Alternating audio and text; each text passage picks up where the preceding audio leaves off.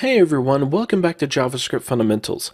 Today we are going to talk about manipulating CSS using JavaScript and the DOM. So let's get started. Let's look at the document that we are going to be using today. It has just one div element. It has an ID of foo, and I've gone ahead and set some style just to set the font size to extra large so that we can see it within the browser. I also have a style element in the head, and we will use that later on.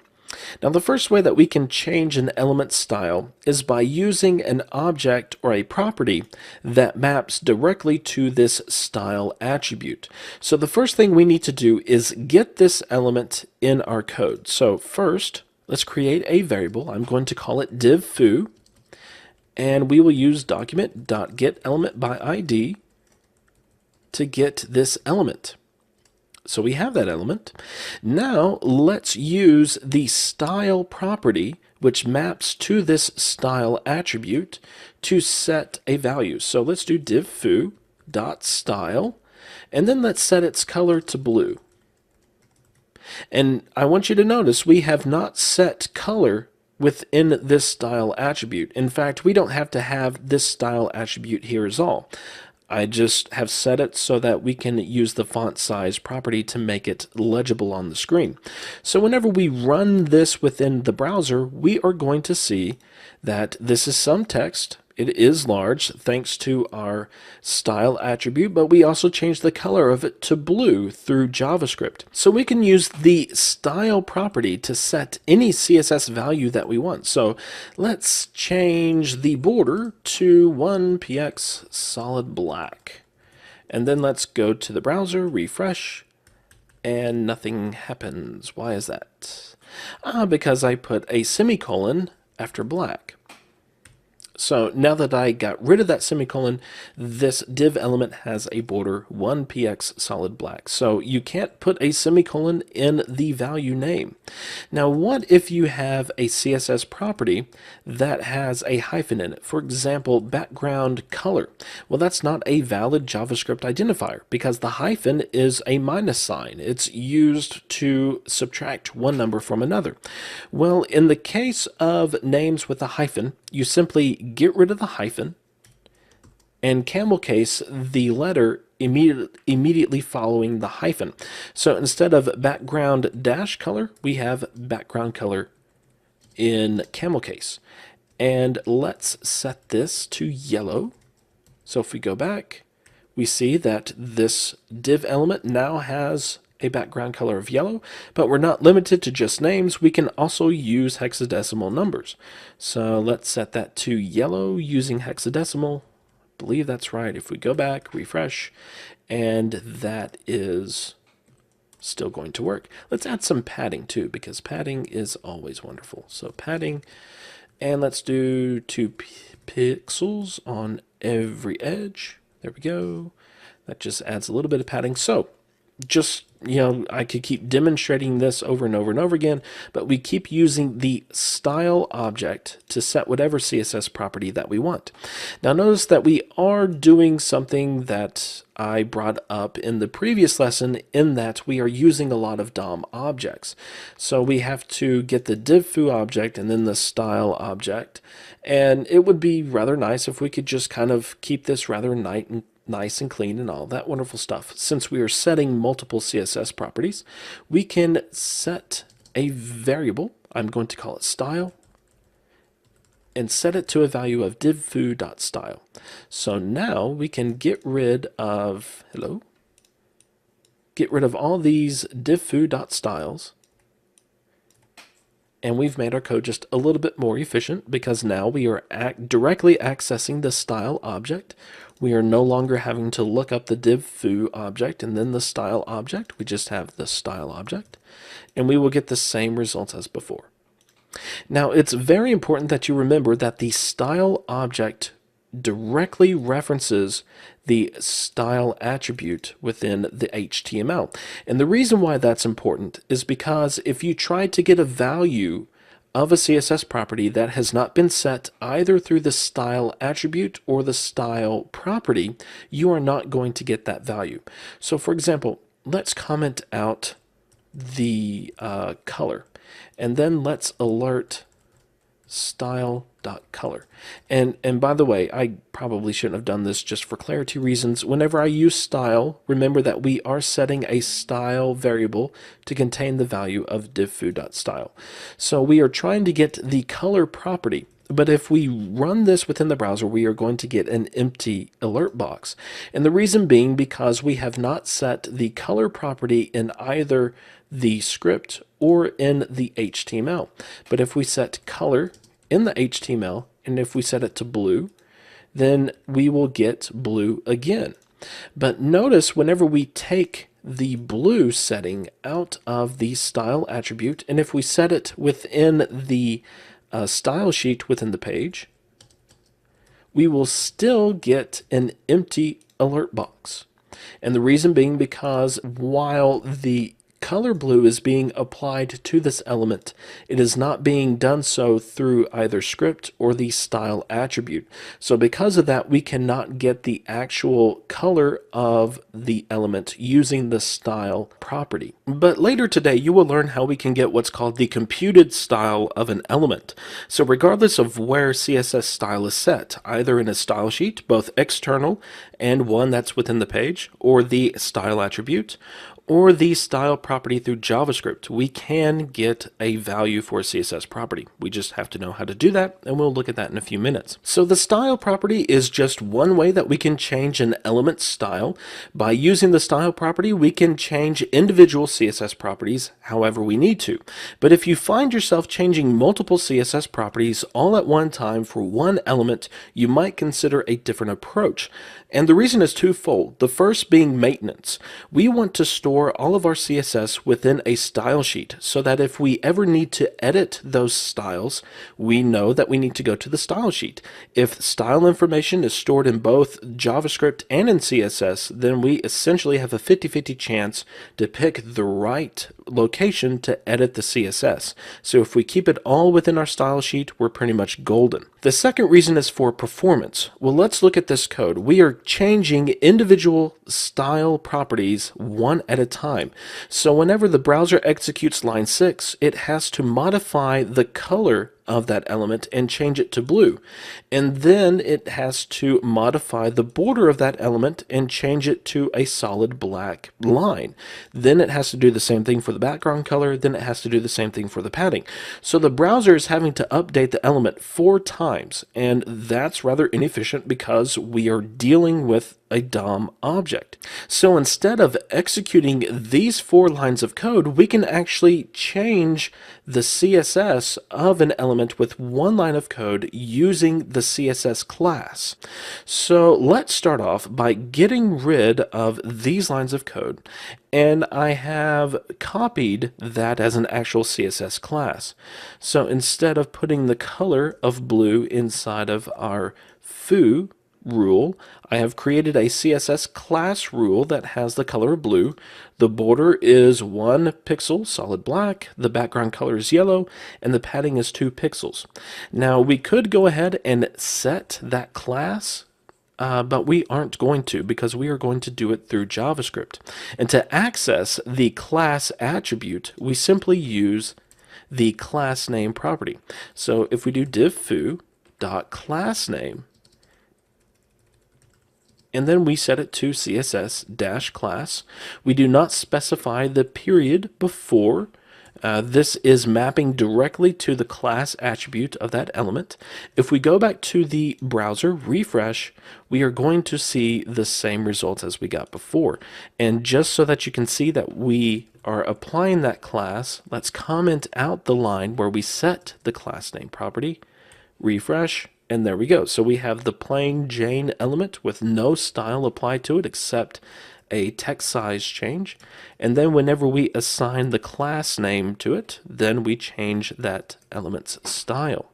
And you can use the class name property exactly as you would the class attribute. So if you wanted to set multiple CSS classes for this element, you can do so by simply putting a space in between those classes. So let's do CSS class 2, and let's go back to our HTML document. and add this class. So CSS class 2, and let's set font weight to bold. Why not? So whenever we run this in the browser, we will get the same results, except our text will be bolded as well. And if you want to get rid of all of the classes that are assigned to this element, we could do div foo.className equals empty string. And then that will remove all of the classes applied to this element, and then we have our plain Jane element again. But one of the issues with using the class name property is that whenever you are using multiple classes and you want to get rid of one of those classes, you have to do some tricks in order to make that work.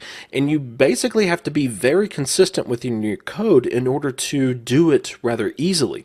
But one of the ways that you can do that is whenever you use the class name property to add a class to it, you simply do so by putting a space before the class name and then a space after the class name. So here we have space and then CSS-class and then another space. So if we wanted to add the CSS-class2, then we would add a space, CSS-class2, and then another space.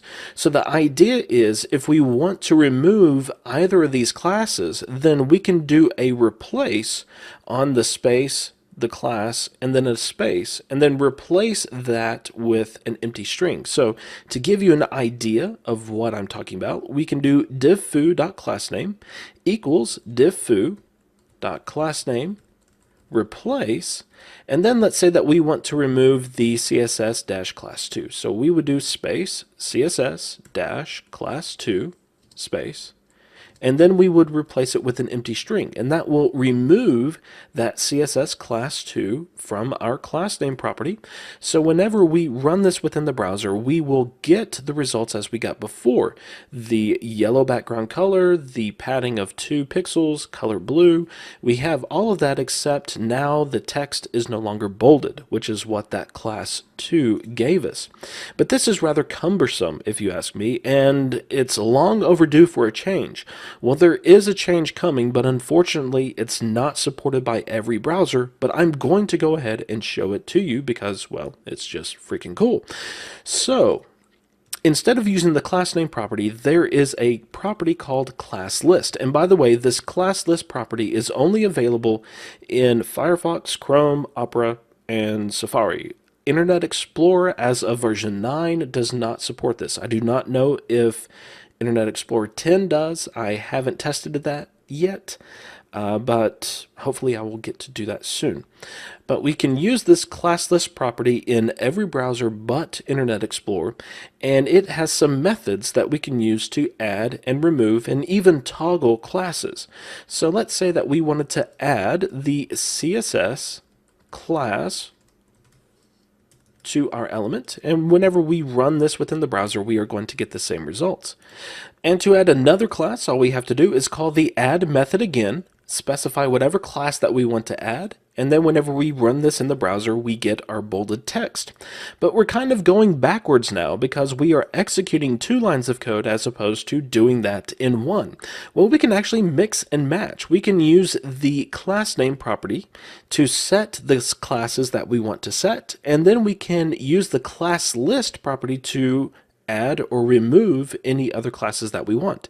So let's use the class name property to set the CSS-class and CSS-class2, and then we can use the remove method to say remove CSS-class. So let's do remove CSS-class, and when we run this in the browser, we will get nothing but bolded text. So we can use the 2 in conjunction with one another to make our lives a little easier. There's another method called toggle that toggles a class on or off.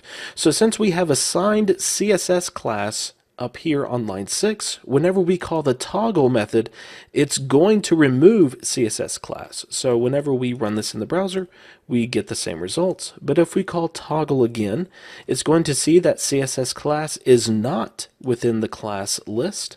So whenever we run this in the browser, it will add that class back to the to the element. So the class list property is very cool, very easy to use, and very nice to use. It's very nice to be able to add, remove, and toggle classes very easily, but unfortunately it's not supported by every browser. And double unfortunately, that one browser that doesn't support it is Internet Explorer, which has the largest market share. So if you do care about Internet Explorer users, which you typically should because they are the majority of users, you will not use the class list property just yet. Hopefully it will be supported in IE 10. We will find out if it does relatively soon because the beta of Windows 8 comes out at the end of this month as I am recording this. So we will find out then. I'm being optimistic and saying that hopefully we will use it within 5 years, but only time will tell. So this is how we change an element style, by using the style object and also the class name property to set CSS classes for an element. Well, let's look at how we can get style information from an element, and we do so in two different ways because we essentially have two different types of browsers.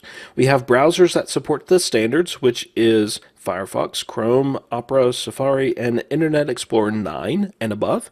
And then we have Legacy IE, which is IE 8 and below, which has a different way that we use to get style information. So we will look at both of these, starting with the standards-based code. Standards-based browsers use a method called getComputedStyle, and this is actually a method of the window object. And usually whenever you see getComputedStyle used, the window object is explicitly used as well. I really don't know why. You can call it without specifying window because window is automatically implied, but usually you will see window used. So since that's what is typically done, that's what I'm going to do here. Now the getComputedStyle method accepts two arguments. The first is the element object that we want to retrieve style information of. So we will use the div foo element. The second is a string value specifying a pseudo element to match. Now not every browser supports this argument, so we just simply pass in null. And then we call another method called getPropertyValue. And then we specify whatever CSS property that we want to retrieve. So let's assign this to a variable. We are calling getComputedStyle. We are passing in div foo, getting the color property. Let's alert color. And whenever we run this in the browser, we will see the RGB value of this CSS color. And oh, I need to save that. Go back. There we go. RGB 00255. And the reason we're getting that is because that's the computed value. The red is 0, the green is 0, and the blue is 255. So if we run this in Internet Explorer 9, which is what I have loaded here, we will get the same results as we got within Chrome. RGB and then 00255. Now, the legacy versions of Internet Explorer don't use the getComputedStyle method. Instead, there's a property that every element object has called currentStyle. So we do currentStyle, and then this is a collection. So we use kind of index syntax to get the currentStyle and then specify color. And then that's going to give us a value of blue. We don't get the RGB value here. So whenever we run this within Internet Explorer, we get the value of blue. And let's go ahead and switch this into IE8 mode. So I'm going to do that. So that getComputedStyle does not work at all now because we are in IE8 mode. And as you just saw, we got the blue pop up within the alert box. Well, let's write a function that allows us to get style information regardless of what browser the user is using. And unfortunately, this is something that you just have to get used to because we have standards-based browsers and then we have legacy versions of Internet Explorer. And if we want to support everyone, then we have to write code that can handle both of these different types of browsers. And this is really nothing new. Ever ever since the beginning of the internet and we had two different browsers, we've always had to write code to handle the different browsers. We are getting to a point to where we can actually write code once, but we aren't there yet just because of all of the legacy browsers that we have to support. So let's create a function called getStyle. And this is going to accept two arguments. The first is the element object that we want to get the style of. The second is the CSS property that we want to get the value of. So we are going to use something called feature detection to determine if the browser supports the getComputedStyle method, because we always want to check for standards compliance so that we can use the standards-based code. So to do that, we are going to use an if statement, and then we are going to use the type of operator, and getComputedStyle is not equal to undefined. So if this test returns true, then we know that we have a browser that supports getComputedStyle. So we will return window.getComputedStyle, and then we will pass in the element object, pass null, and then get property value, and then the CSS property that we want to retrieve. So that will handle standards-based code. And if the browser is not supporting the getComputedStyle method, then we can assume that it's just a legacy version of Internet Explorer. So we would return the element and then current style, and then we will specify the CSS property. And that's that. So we can call this getStyle function now. We can assign it to a value of color or a variable of color. So let's do getStyle. We'll pass in div foo, and then we'll do color. And then whenever we see this run within the browser, we will see blue here because we are in IE8 mode, which is using the current style object. But if I switch this to Internet Explorer 9 mode, we are going to get the RGB value. And that's because the browser does support getComputedStyle in IE9 mode. So since we did our test for getComputedStyle first, it's going to use getComputedStyle if it's supported, and that's exactly what we want.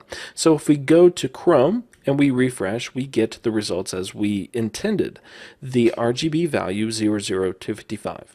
So this is the beginning of something that we are going to see many times over, and that is writing cross-browser JavaScript using feature detection to detect standards-based code and then falling back to legacy Internet Explorer code. So get used to seeing this because we will use it quite often.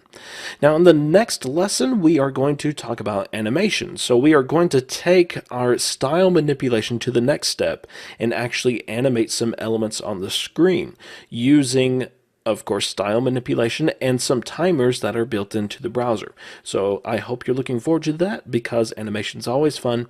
I will see you next time. Have a good one.